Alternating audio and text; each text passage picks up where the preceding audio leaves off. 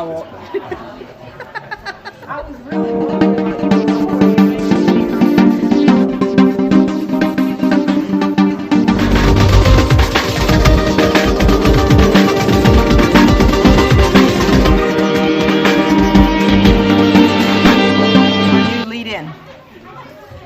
evening. Welcome to the February board meeting. This is Darcy Mangoya, and I'm proud to serve as the president of the school board.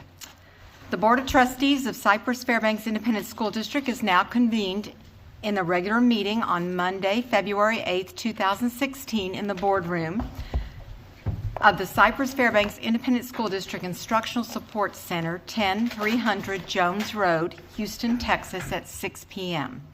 I want to welcome the members of our audience and our television viewers to this meeting of the Board of Trustees.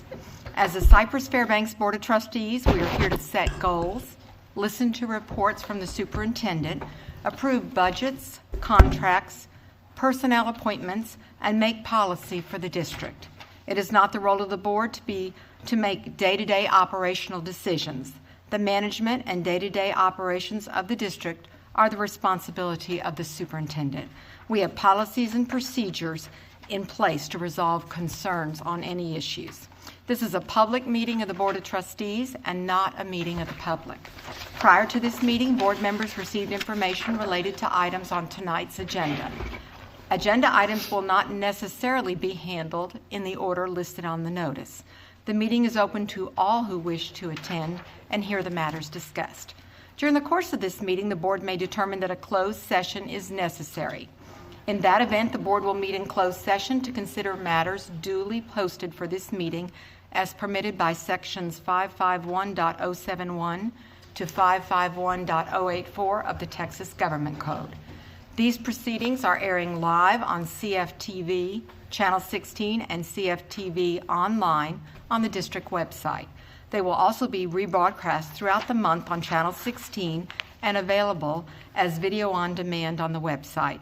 For the tape to adequately reflect the proceedings, I respectfully ask that you please refrain from talking while others are speaking and that all cell phones are turned off or in silent mode. Thank you for taking the time to join us this evening and for your interest in Cypress-Fairbanks Independent School District. I was looking around and I do not see anyone from our Community Leadership Committee. If I've missed you, would you please stand up so I can acknowledge that you're here? All right.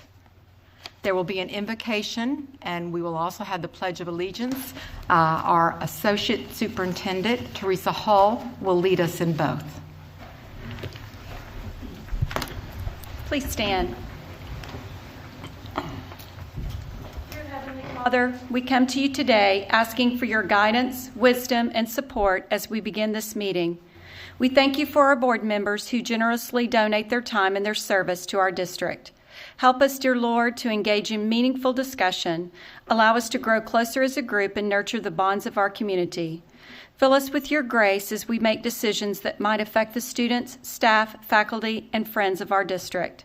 Continue to remind us that all that we do here today, all that we accomplish, is for the pursuit of truth for the greater glory of you and for the service of our students and our community. We ask, Lord, that you protect our servicemen and women and that you provide these brave soldiers safety and peace wherever they may be. We ask these things in your name. Amen.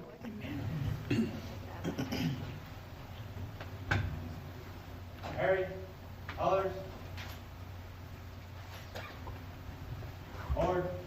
Art, up, over, ready, or, up, over, ready, or.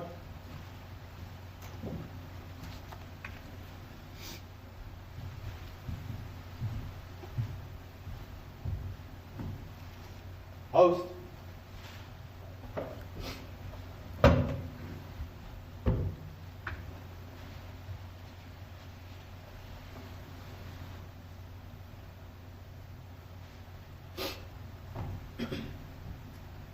Raise back arms. I pledge allegiance to the flag of the United States of America and to the republic for which it stands, one nation, under God, indivisible, with liberty and justice for all.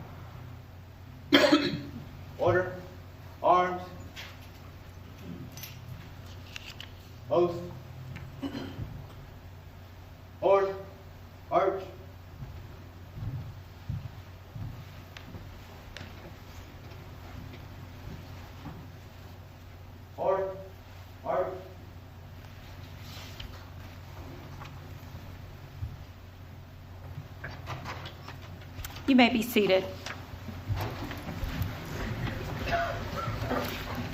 I want to thank the Jersey Village JROTC cadets that presented our flag, Lieutenant Ricardo Chino, First Lieutenant Lindsay Donaldson, First Lieutenant Leticia Perez, Second Lieutenant Kyle Martinez. The sponsors for Jersey Village JROTC are Major Dennis Martinez and Tech Sergeant Joseph Campbell. Board Member Christine Hartley will read the district's vision and mission statement for the benefit of the audience. Our vision statement: learn, empower, achieve, dream, lead. Our mission statement: maximize every student's potential through rigorous and relevant learning experiences, preparing students to be 21st century global leaders. Thank you, Mrs. Hartley. We'll now move on to the special recognitions portion of the agenda. 1A, the superintendent will make remarks and announcements, including the honors and achievements earned by staff and students in recent weeks. I'd like to turn it over to Dr. Henry. Thank you, Ms. Mongoya. And I see her back there, so I'll go ahead and have her stand up while I read this. Frankie, why don't you stand up? Frankie Jackson, Chief Technology Officer in Cypher ISD, has been named the 2016 winner of the highest individual honor awarded by the Texas Association of School Business Officials, the Commitment to Excellence Award. The annual award, sponsored by TASBO, strategic partner AXA, recognizes an outstanding TASBO member who best distinguishes themselves within their profession, their community, and TASBO. So Frankie Jackson will read us.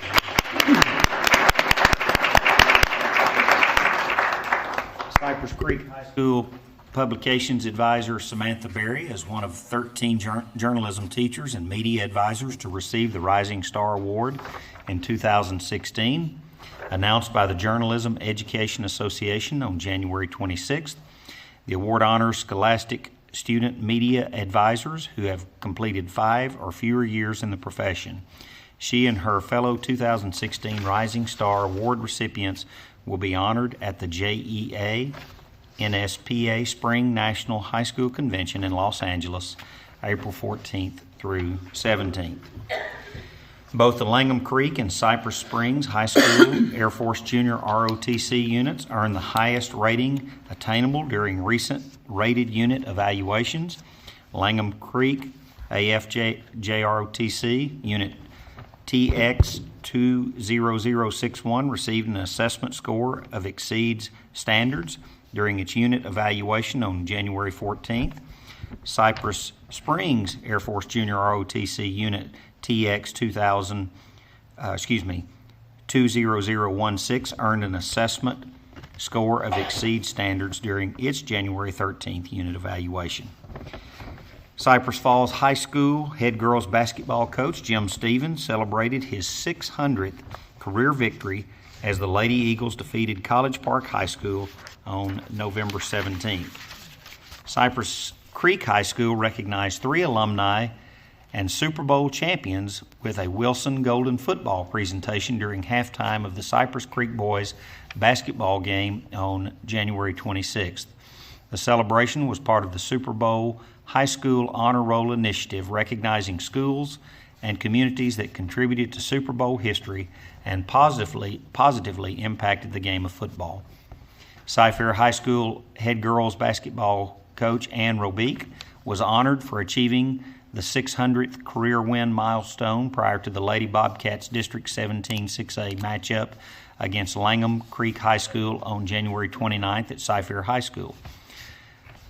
Robeek earned career victory number 600 on January 8th as the Lady Bobcats defeated Cypress Lakes High School 64-44.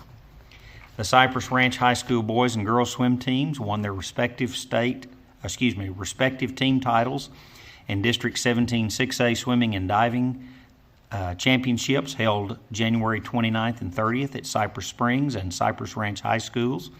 The Cypress Ranch boys won with a score of 124, followed by runner-up Cypress Creek 111 and third place Langham Creek with 90 points.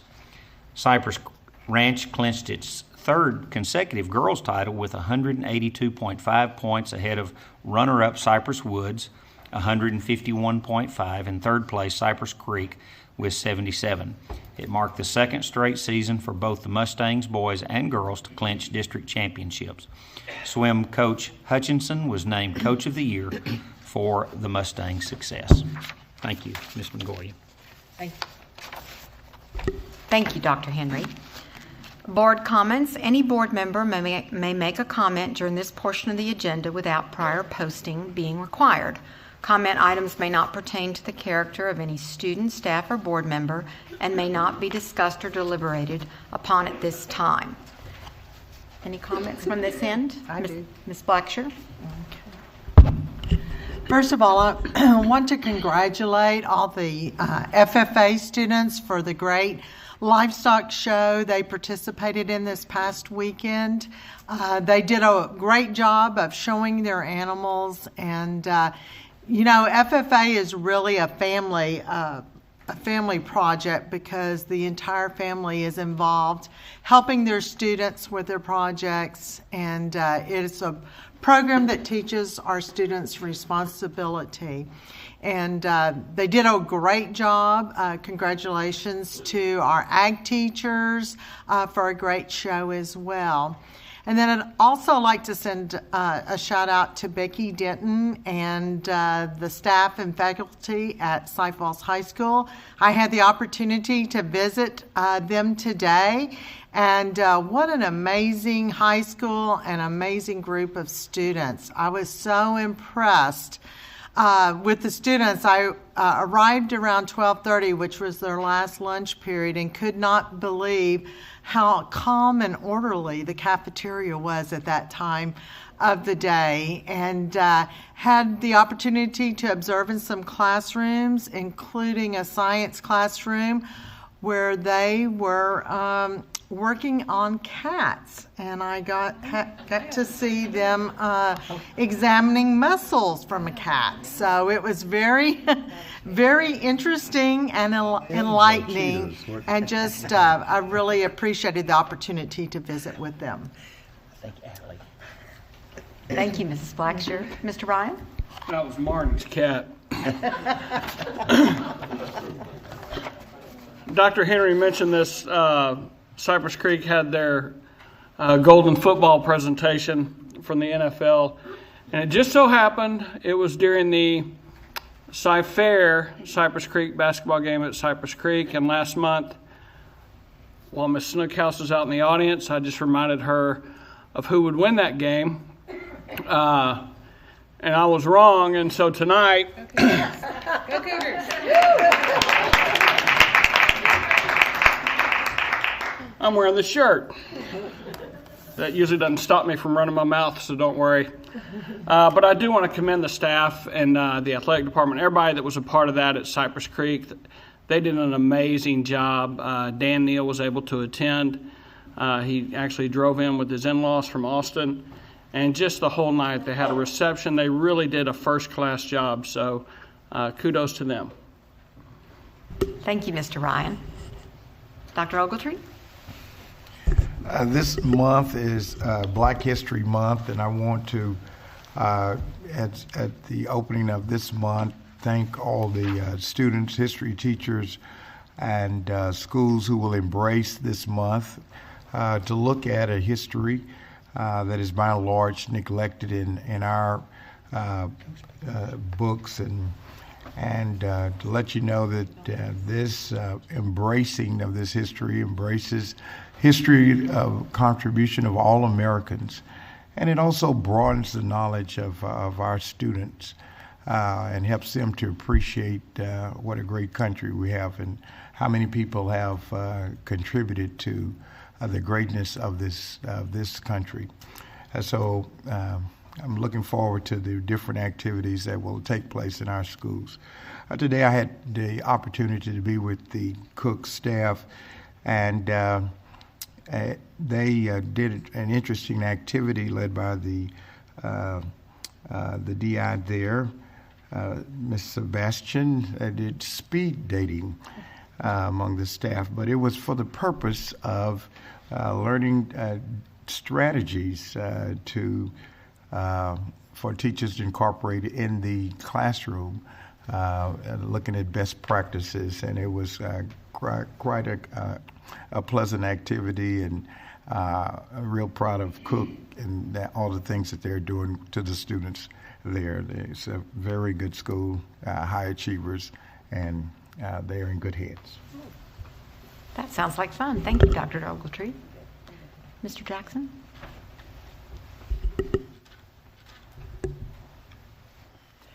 In the past month, I made my full complement of stops. I saw and heard all that is right and good with public ed using the Cy-Fair model without having to resort to either magnets or charters. Bob Covey and I visited with VIPs during Lunch and Learn, heard the remarkable voices of the talent on display of the choirs of Cy Woods and Langham Creek that were judged to be the best in the state at the facilities of Foundry UMC. And then we both stopped at JA Inspire this morning as the first third of our 8th graders received a partial glimpse of their future. I had the opportunity to speak to the YMCA board and heard of 2 busloads of students from Thornton Middle School who, during their day off on MLK Day, gave a full day of service to reach Unlimited. And of course, at the livestock show, I was amazed at the generosity of our community, but also the focus and determination of our students raising the livestock under the close tutelage of our ag teachers. And so tonight I tip my hat to the remarkable voices of Woods and Langham, the selfless service of Thornton, those who contribute to the success of the FFA, and a special nod to the Blackshear House for homeless livestock. Thank you, Mr. Jackson. It has indeed been a great month in Cy-Fair ISD. Tonight we have no citizen participation sign-ups, so we won't be doing that part of our agenda. And we also have no reports, so we're going to move right along to the action items. 5A, and this is consensus first. Action items 5A, the board will consider approving the tax refunds of $500 or greater for Cypress-Fairbanks ISD. And 5B, the board will consider approving the minutes of the January 19th, 2016 regular meeting.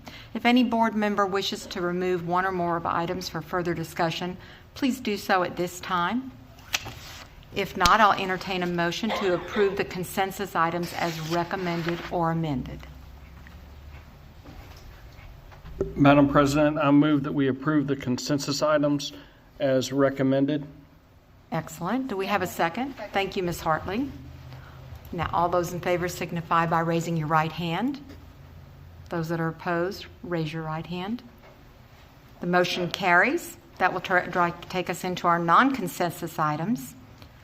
I don't believe we have presentations tonight. All of these items are open for any questions that the board has, so we'll make our way through these. 6A, the board will consider awarding bids and contracts and/or authorizing purchase orders as recommended in the posted agenda items. Athletic and physical education equipment and supplies, bucket truck, campus data cabling, data center virtualization, instructional materials and supplies, scientific supplies and instructional materials, special education supplies and equipment, steam kettle replacement and flooring for food service, VMware licenses and professional services. Any questions? I'll entertain a motion then. I do have. Oh, I'm sorry. I didn't see that, Mr. Jackson. I think that's because I was daydreaming over here. Sorry about that. Mr. Morgan, we have a contract here for steam kettle replacement. This is a big contract. Tell me that this is more than just the steam kettles that I have on top of my stove. Mr. Crawford. Okay. Darren Crawford. The steam kettles that we're replacing are a series of the original steam jacketed kettles that were installed when the building was built in 1986 at our food production center. The existing kettles are all, there are 3 200-gallon kettles, 1 100-gallon kettle. And that's kind of the heart and soul of the cook-chill facility there at the Food Production Center. The kettles are aging. It's hard to get parts for them. And the big thing that will be changing with this, not only will be updated kettles, but the controls, which do all the temperature monitoring, those will be updated to a digital system as well, which we can't even buy the old analog system anymore. So that's why we're replacing that. The flooring will be in the pit area, which is what we call the place where the kettles are. It's a high heat, high moisture area. And then also in our dish room, we're going to replace the flooring in there too, which it's a rubberized coating that we've tried several things. That's the one that works. Okay. Thank you. And then I have a question for Ms. Jackson, if, of course, she's here. We have a contract here for cabling, but also for licenses. For the software itself, is this software that in the olden days I would have called it dynamic partitioning with concatenation, but now I think we would refer to it as either multiplying our servers or creating a virtual network, or is this for software for external cloud purposes? And if you would, since there's 2 options here, briefly comment which of the 2 that you picked and why you picked it. We are selecting the first of all, your first question was related to virtualization, and I like to think of virtualization as if on one computer system, if you are running multiple applications, you would not go out and buy multiple laptops to run multiple applications. You would buy one laptop and then run multiple applications that were virtualized or stored contiguously on one laptop. So this is a very large-scale implementation, and our applications are much larger. It could be library automation software, it could be transportation software. So this solution with VMware is to virtualize all of the district-level applications onto one virtualized platform. The data storage and the processing of the virtualized system altogether will reside within Cypress-Fairbanks. We will own and control and store our intellectual capacity. It was a point of conversation during our long-range planning committee in terms of would we be willing to allow our data to be stored in the cloud. You could look at this as a private cloud, but one that resides within the district and one that we own and manage and control. Thank you. Okay. That's the extent of my questions. Any other questions from anyone? Then I will entertain a motion. Madam President, I move that the board award bids and contracts and/or authorize purchase orders as recommended in the posted agenda item. Thank you, Dr. Ogletree. We have a motion. Mr. Jackson, second. All those in favor signify by raising your right hand. Those that are opposed by the same sign. It's unanimous. All right, B, the board will consider approving the external auditors, Hereford, Lynch, and Sellers and Kirkham PC to perform the annual audit of the district's financial statements for the fiscal year ending June 30th, 2016. Any questions? Mr. Jackson? Mr. Snow, the question I have for you was already covered in detail in the board packet, but I think it's important to go ahead and ask it publicly. For the auditing firm, we have used this firm before. When was the last time that we went out for an RFQ? We went out for an RFQ, I believe, 2 years ago. Is that correct, Karen? 2013, 3 years ago. So this would be the 3rd year of that RFP. And for those, do we typically have a time limit, say 3 years, 5 years? Typically, we have not had a time limit. I know that some organizations prefer to have a limit of, say, 5 to 7 years, and we have not placed a time limit within our policies at this time. Very good, thank you. Any other questions? If not, I'll entertain a motion.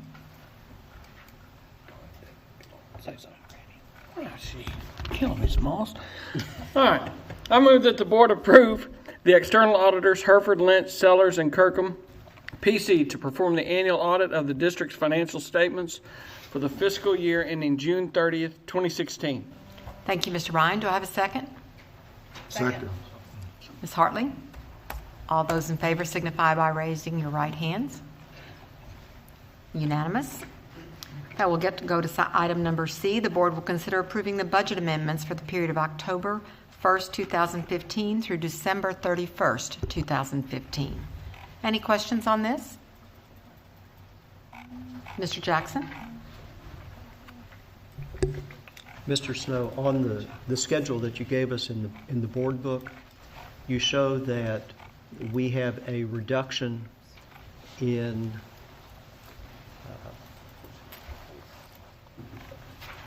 we have an increase in instructional expenses and a roughly corresponding offset in what I would call repair costs, repair and maintenance. Would you briefly discuss those two items? Sure. This is the second budget review of the fiscal year. In the first, if you recall, in the first review, we transferred $30,500,000 out of the instruction into the facilities repairs and maintenance in order to cover projects that were going to be covered by bond projects. We did that on a temporary basis until we received the proceeds of that bond sale. Now that we've received those proceeds, we're moving that money back into the instruction area. So it's not that we are taking money away permanently from repair and maintenance. It was merely a budgeting technique, and it's the reversal of that technique. That's correct. And if you recall, also the Board of Trustees approved a reimbursement resolution in order to be able to do that. Thank you. Any further questions? I will entertain a motion. I move that the board approve the budget amendments for the period of October 1st, 2015 through December 31st, 2015. Thank you, Ms. Hartley. Do we have a second? Second. Thank you, Ms. Blackshear. All those that approve signify by raising your right hand. Once again, it's unanimous. Thank you. D, the board will consider authorizing the superintendent or designee to negotiate and execute the wastewater line ownership and service agreement, all associated easements, and the conveyance of facilities documents between Northwest Harris County Municipal Utility District Number 10 and Cypress-Fairbanks ISD for the transfer of ownership of the 5-inch wastewater line located on the west side of Woods Spillane Boulevard to Northwest Mud Number 10. Any questions on this item? A motion. Then I will entertain a motion. Thank you, Ms. Blackshear. I move that the board authorize the superintendent or designee to negotiate and execute the wastewater line ownership and service agreement, all associated easements, and conveyance of facilities documents between Northwest Harris County Municipal Utility District Number 10 and Cypress-Fairbanks ISD for the transfer of ownership of the 5-inch wastewater line located on the west side of Woods Spillane Boulevard to Northwest Mud Number 10. Thank you, Ms. Blackshear. Do we have a second? Second. Thank you, Mr. Ryan. All those that approve signify by raising your right hand. Again, unanimous. We'll move along to E. The board will consider approving construction proposals and contracts paid from bond funds to the recommended contractors and authorize the superintendent or designee to execute all necessary documents related to such contracts as follows. 1. Satellite Cold Food Warehouse. 2. Matsky Elementary Replacement School.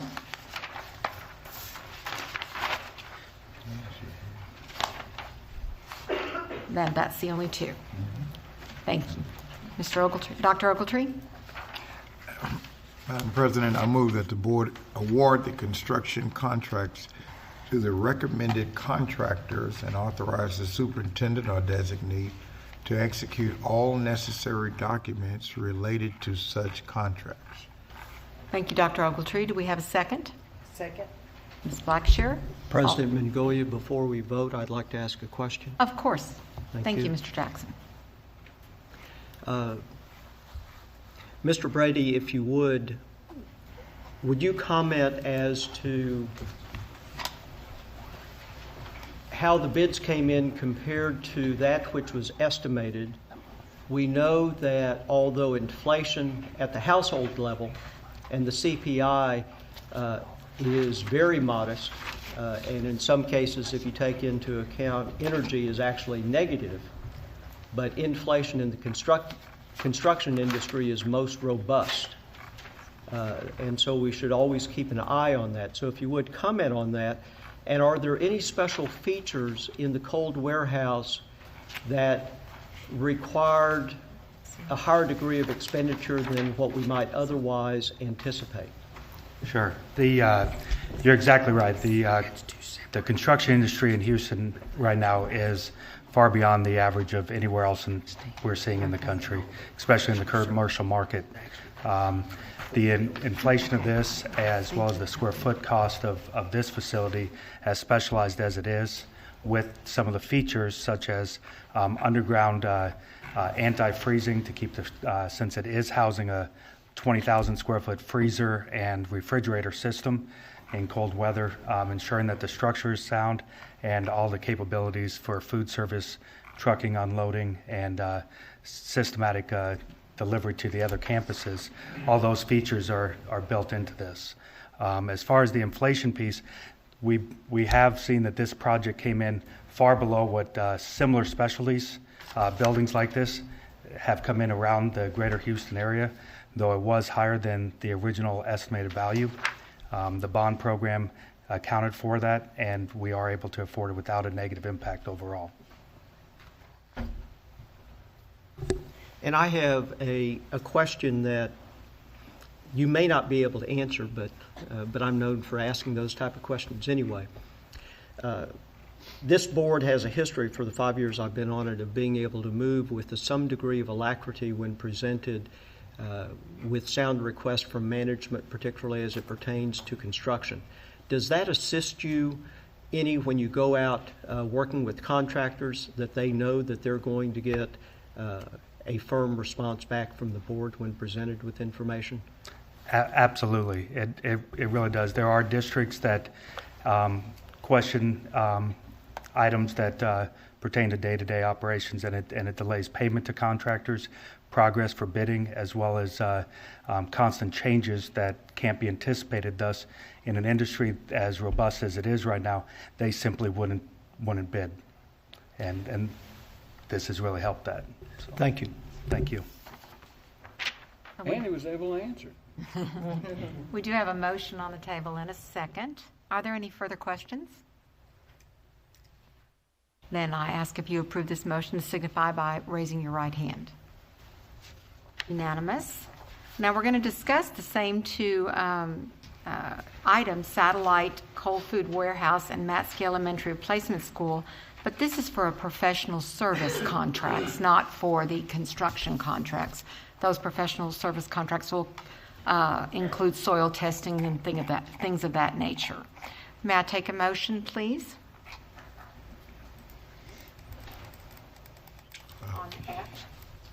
Okay, I'll do that. Thank you, Dr. Ogletree.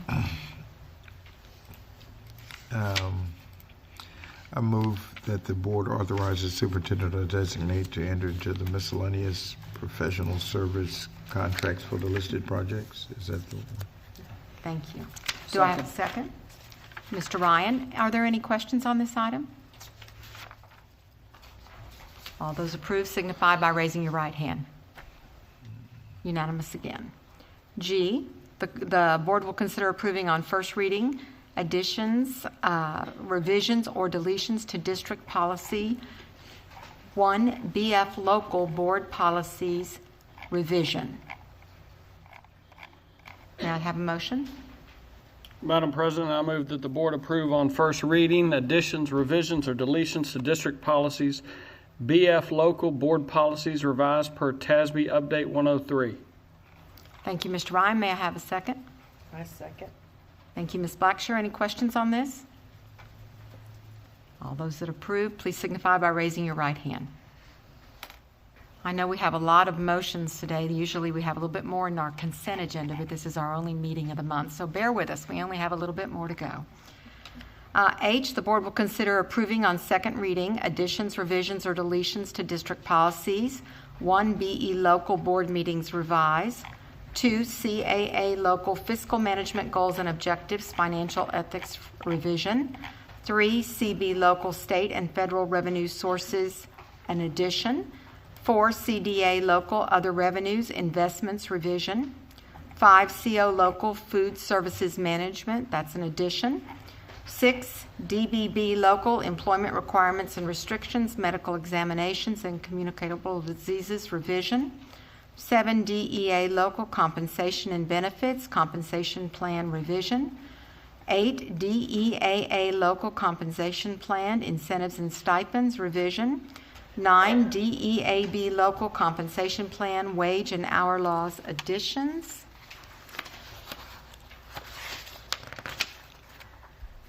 10, DFFA local reduction in force revisions. 11, GKA local community relations conduct on school premises revisions. 12, GKD local community relations non-school use of school facilities revision. May I have a motion? Madam President, I move that the board approve on second reading additions, revisions, or deletions to all of the district policies you just read. Thank you, Mr. Ryan. Do we have a second? Second. Thank you, Ms. Hartley. Do we have any questions on these items? Mr. Jackson? Marnie, this is just a question of clarification. If a board member has a relative who works for a company and we're bidding on services of that company, is that now a disclosure item under the new rules, or does that just pertain to members of staff? There's two different codes or chapters in the government code that apply to board members. One of the provisions applies to staff as well, but 171 and 176 both apply to board members. What you referenced would be 171, as I understand what your question, and that would be the applicable to just board members, and that's and I don't recall the policy off the top of my head, but that's where we delineate what's a substantial business interest, substantial interest in real estate, et cetera. So that, as far as voting on a contract, that would be 171, and that would be applicable to board members. A relationship, a familial relationship with a vendor under 176, and the laws, the conflict of interest provision that changed to be more applicable to local government officers who exercise discretion in contracting. That deals with conflict of interest in the context of receiving either monetary benefit through gift or salary, or so there could be an instance where you would make a disclosure, and this applies again to board members and employees, so applies to both. And because you guys are lucky, you get two chapters that apply to you. You have to keep up with, but and so there could be a provision or a situation where you would have to file an affidavit. We would post it on the internet, and then I might counsel you as to whether or not you should abstain on voting, or you may make that decision just because of appearances or something in that regard. But that provision doesn't address abstention in the voting of contracts. It's more the filing of the affidavit for transparency and public disclosure. So. Thank you for that clarification. Yes. We do have a motion on the floor and a second. Are there any further questions? If you approve, signify by saying aye. Just threw it in there to confuse everybody. Unanimous. That is unanimous. I heard everyone's aye. I'm going to ask for everyone's permission to move superintendent briefing up now because we are going to have board discussion in closed session, and I want to get the superintendent's briefing in before we start that. Dr. Henry? Thank you, Madam President. The fundraising vendor fair is scheduled for February 16th from 9:30 a.m. to 1 p.m. at the Berry Center. The vendor fair provides an opportunity for our school and community groups to preview fundraising options and speak directly with district-approved fundraising vendors. February is Black History Month, and we would like to recognize and acknowledge the contributions of Black Americans to our country. Curriculum activities and cultural arts programs will focus on the influence of Black history and its impact on the diversity of our nation and world. You can gain some insight into our district's history by learning about the settlers of Independence Garden, currently known as Carverdale Community. We have a great video posted on our district website which tells their story and includes longtime community members sharing their memories. And I will say I watched that again today, and it's really well done, and it's worth taking a look at. The Junior Achievement of Southeast Texas will be hosting JA Inspire, as was mentioned earlier, started today and will run through Wednesday, which will be Northwest Houston's third and largest event that will engage all CFISD 8th grade students in a job awareness fair at the CFISD Berry Center. And I can say it's the original. We created the program here in Cyfair ISD, and there are literally people all over the state and nation coming to take a look at it because of the positive impact it's having on our students. Just a reminder to the community that February 15th is President's Day. That's next Monday. It's a student holiday and a staff work day. Classes will resume Tuesday, February 16th. The third annual Superintendent Fun Run and Festival is scheduled for February 27th from 8 a.m. to 12 p.m. At the Berry Center. Proceeds from the event will help fund scholarships and teacher development grants through the Cyfair Educational Foundation. If you haven't signed up, please get by and sign up. That's always a great day. It's a nice community event, so bring the kids out and enjoy the day on Saturday the 27th. The Transition Fair for students with disabilities and their families is scheduled for March 1st from 9 a.m. to 5 p.m. at the Berry Center. Madam President, that's all of the briefing I have this evening. Thank you, Dr. Henry. We have two items under board discussion. I'm going to read both of them. 7A, the board will discuss the superintendent's evaluation for the 2014-15 school year. And B, the board will receive legal advice from general counsel on a manner in which the duty of the general counsel to the Board of Trustees under the Texas Disciplinary Rules of Professional Conduct of the State Bar of Texas clearly conflicts with Chapter 551 of the Texas Government Code. Both of these items will be in closed discussion, and we will adjourn to that closed discussion under Texas Government Code Open Meetings Act for the purpose stated in what I've just read. If the board determines that there's any final action, final vote, or decision on any manner considered in the closed session is required, such as a final vote, action, or decision, we'll come back into we'll reconvene the meeting and take care of that, either tonight or in a subsequent meeting. And I'm going to tell you right now, it's going to be if any action is needed in a subsequent meeting, and it'll always be an open session and after the proper notice has been posted. So that means that you get to go home just a little bit early tonight, and we appreciate all of you attending our meeting and look forward to seeing you next month. Thank you. I was going to mention your video.